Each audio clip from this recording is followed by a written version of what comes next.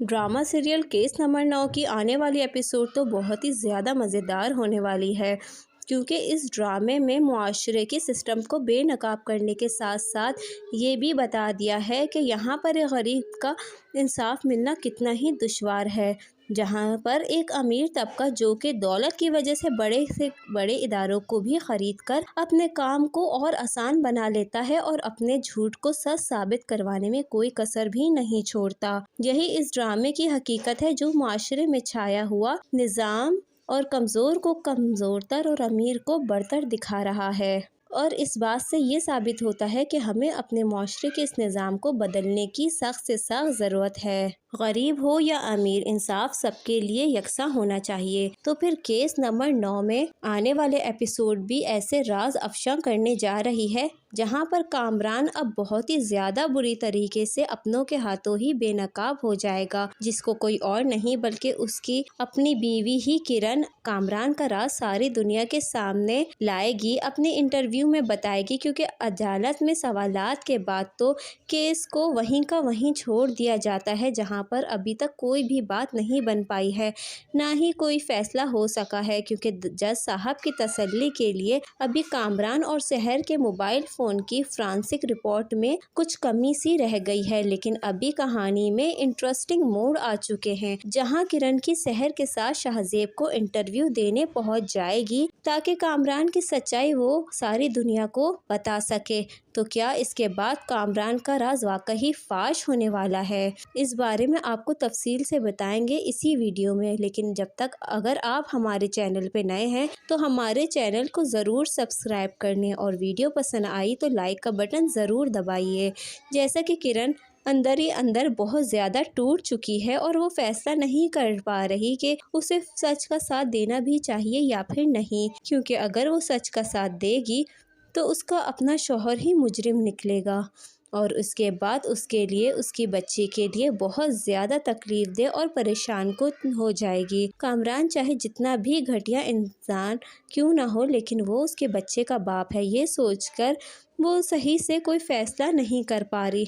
लेकिन कामरान ने जिस तरह से अपना झूठ सबके सामने रखा है और मजहब कार्ड खेलने के बाद मादरे वतन को बीच में लाने के बाद लोगों को भी बेवकूफ़ बनाया है और उन्हें अपने जाल में बुरी तरीके से फंसा लिया है। इसके बाद मनीषा ने भी इसके खिलाफ एक्शन लेने का पक्का फैसला कर लिया है और इसलिए उसने शहर को भी तैयार कर लिया है, क्योंकि यहाँ मनीषा ने शहर से यही बात कही है कि तुम मेरे बताए हुए चैनल पे जाओ और वहाँ जाकर इंटरव्यू दो। मैंने तो तुम्हारी सारी फाइल्स और डिटेल्स वहाँ पर सेंड कर दी हैं, बहुत जल्द तुम ये फैसला कर लेना। शहर ने भी मनीषा से सोचने का टाइम मांग लिया है, क्योंकि शहर को ये बात समझ में नहीं आ रही होती क्या उसे ये इंटरव्यू देना चाहिए या नहीं, क्या उसे अपनी स्टोरी पूरी दुनिया के सामने लानी चाहिए या नहीं।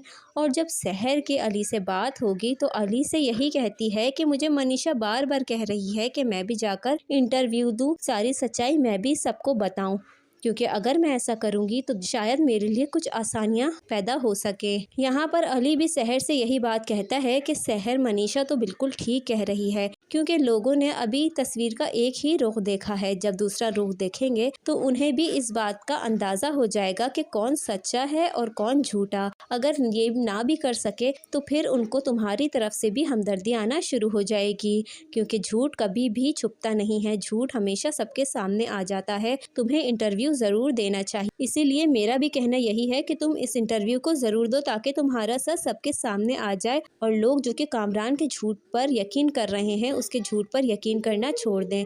यहाँ पर शहर कहती है कि मुझे कुछ भी समझ में नहीं आ रहा कि मैं क्या करूँ, मुझे ये सब कुछ बिल्कुल भी अच्छा नहीं लग रहा, फिर मेरी नेचर भी ऐसी नहीं कि मैं कामरान जैसी मनधड़क कहानियाँ बनाऊं या उसकी तरह के हरबे अपनाऊं।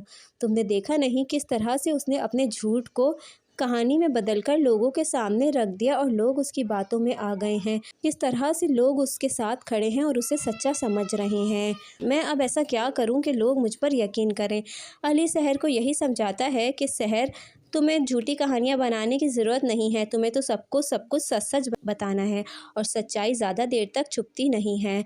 कामरान झूठी कहानी बनाने में एक्सपर्ट ज़रूर हो सकता है, लेकिन तुम सिर्फ सच्चाई का साथ दो, तुम्हारे साथ जो हुआ है तुम्हें सिर्फ सच्ची बात बतानी है। वो यही मशवरा देता है कि तुम लोगों को अपना सच बताकर ये साबित कर सकती हो कि तुम सच्ची हो और कामरान झूठा। इस वक्त तो तुम्हारे पास बेहतरीन मौका है कि कामरान के झूठ को सच साबित कर दो, जिसके बाद वो इंटरव्यू भी दे देगी। ये बात सुनकर सहर का भाई बहुत ही ज्यादा खुश हो जाएगा और कहेगा, मुझे समझ नहीं आ रही कि सहर आप ही में आखिर इतनी हिम्मत कैसे आ गई।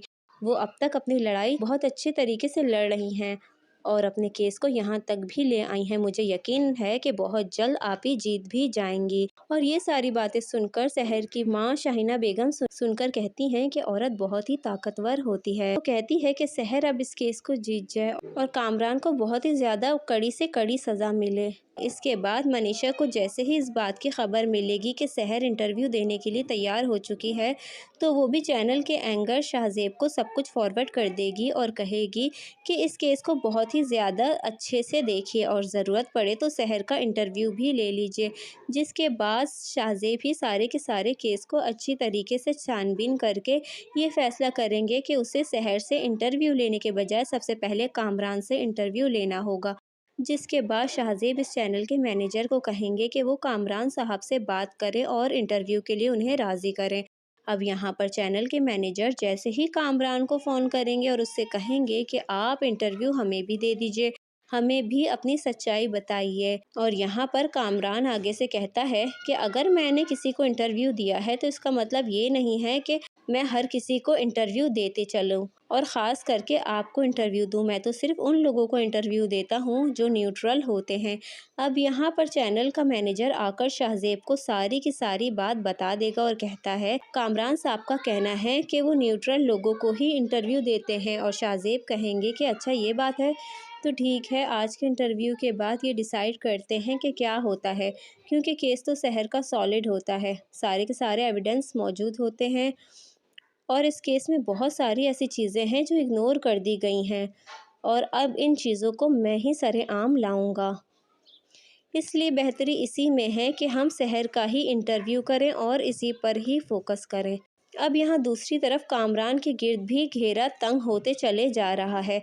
जैसा कि बिनिश का असिस्टेंट भी आकर उसे बताता है कि इंस्पेक्टर शफीक ने रिपोर्ट में 2 नंबरियां की हुई हैं और ये 2 नंबरी अब खुल चुकी हैं, क्योंकि नौकरों के नंबर उनके नाम पर ही नहीं हैं और इस रिपोर्ट में इन सब के सबूत मौजूद हैं। यहाँ पर बिनिश कहती है कि इसका तो यही मतलब हुआ ना, किसी में किसी और के नाम पर है और यूज़ किसी और ने की है। अब हमारे पास एक और सबूत आ चुका है और इसी सबूत से हम ये बात प्रूव कर चुके हैं कि उस दिन सारे के सारे नौकर घर पर मौजूद नहीं थे। दूसरी तरफ अब कामरान बहुत ही ज़्यादा परेशान होने वाला है, क्योंकि किरण फैसला कर चुकी है कि वो खुद इंटरव्यू देगी। जिसके बाद किरण ही मनीषा को फ़ोन करेगी और कहेगी कि मनीषा, मेरे पास बहुत ही बड़ा सबूत हाथ लग चुका है, लेकिन ये सबूत मैं तुम्हारे या शहर के हाथ में नहीं दे सकती। मैं चाहती हूँ कि मैं इंटरव्यू देकर सबके सामने ये राज फाश करूँ कि कामरान किस किस्म का घटिया इंसान है, क्योंकि बीवी से बेहतर तो इस इंसान को कोई नहीं जान सकता। और यहाँ पर मनीषा किरण को मशवरा देगी कि ठीक है, अगर तुम्हें लगता है कि तुम्हें कामरान के ख़िलाफ़ खड़े होना चाहिए और शहर को इंसाफ दिलाना है, तो ये तो बहुत ही ज़्यादा अच्छी बात है। तुम शहर के साथ मिलकर शाहजेब को इंटरव्यू दो। तो यहाँ पर मुझे ये लग रहा है कि किरण शहर के साथ खुद जाकर इंटरव्यू देने का फैसला करेगी। जिसके बाद किरण कामरान के सारे काले करतूत खोलकर सामने रख देगी और कहेगी कि जो जो कुछ उसने अपने इंटरव्यू में बताया है वो सब कुछ झूठ पर मबनी है। इस तरह से कामरान की हकीकत सबके सामने आ जाएगी, कामरान का झूठ पकड़ा जाएगा। कामरान बहुत ही ज़्यादा परेशान होने वाला है। ये ड्रामा बहुत ही ज़्यादा इंटरेस्टिंग मोड़ पर पहुंचने वाला है। आप बताइए, आपको क्या लगता है, क्या कामरान अपने किए की सज़ा भुगतेगा? क्या वो मुँह के बल गिरने